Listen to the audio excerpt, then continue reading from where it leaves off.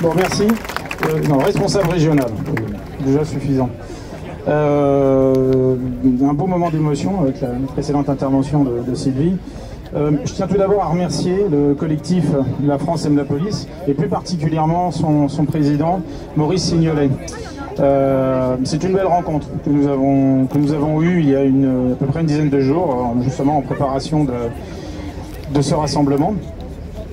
J'ai découvert un homme vraiment empli d'humanité, un homme simple, cultivé et imprégné de valeurs morales très très fortes,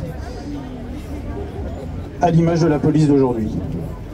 Je pense qu'il incarne, et c'est bien qu'il en soit aujourd'hui le président, il incarne vraiment le retour au sens des valeurs morales, de cet honneur, de cette loyauté qu'incarne la police. Alors ce qui m'amène à vous aujourd'hui, en tant que responsable régional Place d'Armes Île-de-France, c'est qu'au fond, comme sur la forme, nous partageons les mêmes constats sur l'état dans lequel le pays se trouve. Et nous sommes animés des mêmes convictions pour faire en sorte que cela change.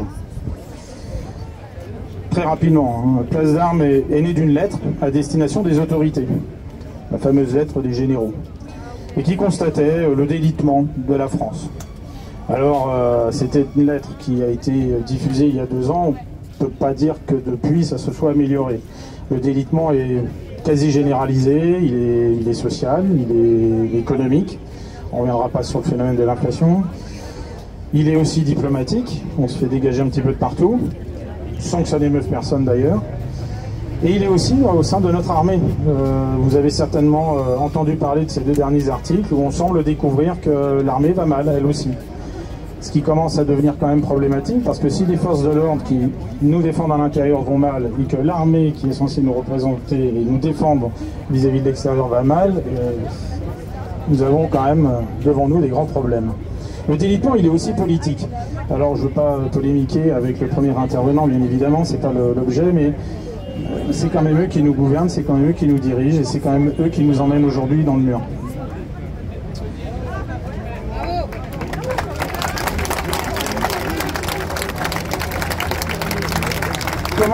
Comment aujourd'hui peut-on tenir des propos haineux tels que ceux prononcés par M. Mélenchon il y a 1 an quand il évoque dans son délire une police qui tue? Comment un élu, un ancien élu, avec la lourde responsabilité qui accompagne chacun de ses messages publics à destination de ses supporters, si on peut appeler ça comme ça, peut-il à ce point humilier les forces de l'ordre? Comment peut-il organiser une manifestation contre les violences policières quand lui-même, sous prétexte fallacieux de son mandat de député, injurie un représentant des forces de l'ordre en lui crachant au visage « Je suis la République ». Alors je savais que la République n'allait pas bien, mais alors à ce point-là, bon. Comment peut-il feindre d'oublier que ces hommes prennent leur métier à cœur, sans animosité aucune, sans acrimonie, chaque matin, avec pour seul but que la défense et la protection de leurs concitoyens soient assurées. Porter l'uniforme n'est pas anodin, quel que soit d'ailleurs le métier. Il ressort toujours une immense fierté d'appartenir à une corporation, mais c'est surtout le sentiment de loyauté envers les collègues qui vous envahit, et puis cette mission de service public. Mission de service public très attachée bien sûr à la responsabilité, au devoir, au sens du bien commun. Défendre ses couleurs patriotes, le bleu, le blanc, le rouge, non plus n'est pas anodin. Elle constitue un symbole fort de la nation. Et les drapeaux d'aujourd'hui en sont la preuve, comme d'ailleurs à chaque manifestation.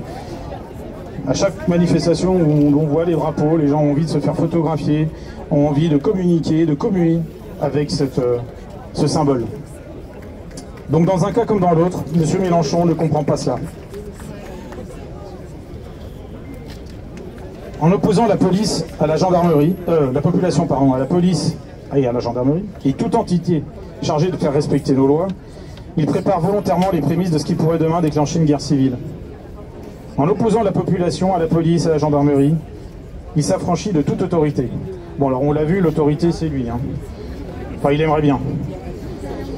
Mais le problème c'est que le mal fait son œuvre. Et une partie de la population croit en son discours et rejette cette autorité, créant là une forme de chaos. Nous, vous, Ici, devant cette statue, nous sommes convaincus de l'irresponsabilité de tels propos et actes venant d'un homme politique. Nous, vous ici, devant cette statue, sommes convaincus du lien fort qui unit l'armée, la police, la gendarmerie et la nation. Nous marchons côte à côte et ne serons jamais en opposition.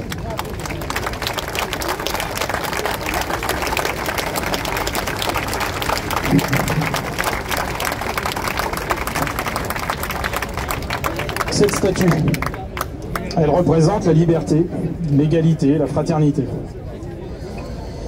Croyez-vous franchement, ne serait-ce qu'une seconde, que cette liberté, cette égalité, cette fraternité serait possible sans la protection et la sécurité nécessaires à ce fameux vivre ensemble?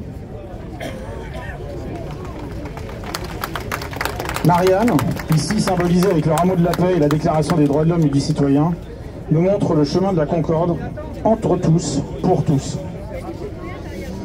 Et du coup, ça me fait penser à l'article 12 de cette déclaration.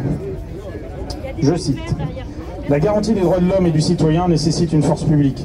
Cette force est donc instituée pour l'avantage de tous et non pour l'utilité particulière de ceux auxquels elle est confiée. » Elle a bien une utilité, cette force. Il est dit donc que cette force n'est pas instituée pour l'utilité particulière de ceux auxquels elle est confiée. L'épisode douloureux des Gilets jaunes semble nous enseigner le contraire. Et pas que cet épisode-là d'ailleurs. On s'aperçoit bien aujourd'hui que c'est plutôt nos autorités qui ont besoin d'être défendues face à la colère du peuple. Bravo.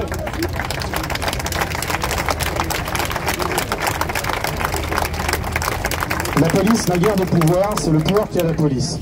Alors c'est pas de moi, c'est d'un écrivain québécois, dont j'ai oublié le nom, mais je trouve qu'elle sonne particulièrement juste. La police n'a guère de pouvoir, c'est le pouvoir qui a la police. Alors oui, on va me parler des bavures. Bon, très bien. Citez-moi un métier où il n'y en a pas. Ça me fait un peu penser au rôle du gardien de but dans une équipe de foot. D'ailleurs, tiens, c'est marrant, on dit gardien, comme gardien de la paix. Hein, gardien de la paix aussi, mais pas gardien du chaos et du bordel ambiant. À la moindre erreur, ce même gardien passe pour un charlot, à moins que rien, un nul. Par contre, au moindre exploit, on l'encense, on le place sur l'autel de la gloire. Dans les deux cas, il a fait son métier.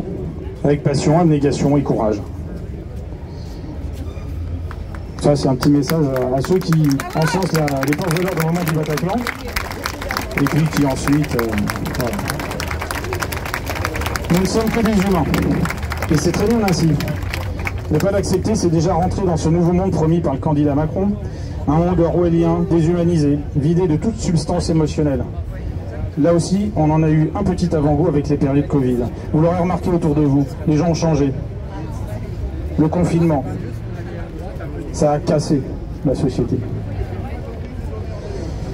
Alors oui, nos forces de l'ordre vont mal, parce que la société va mal, et pas l'inverse. Jamais peut-être le moral de nos concitoyens ne nous a apparu plus faible, inquiet du lendemain, inquiet pour leurs enfants, leurs familles, leur emploi, leurs amis, leur vie.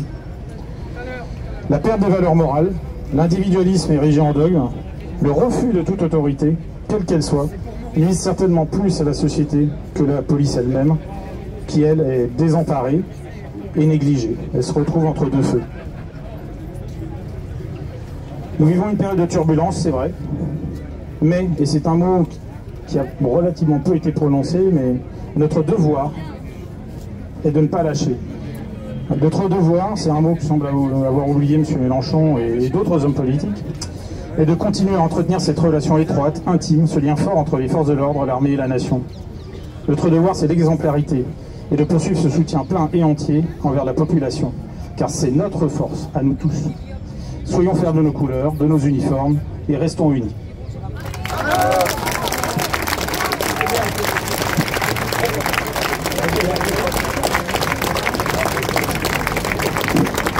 Bon, merci Patrice de Bazar. Bon, quand j'arrive, je vous entends gueuler, la France.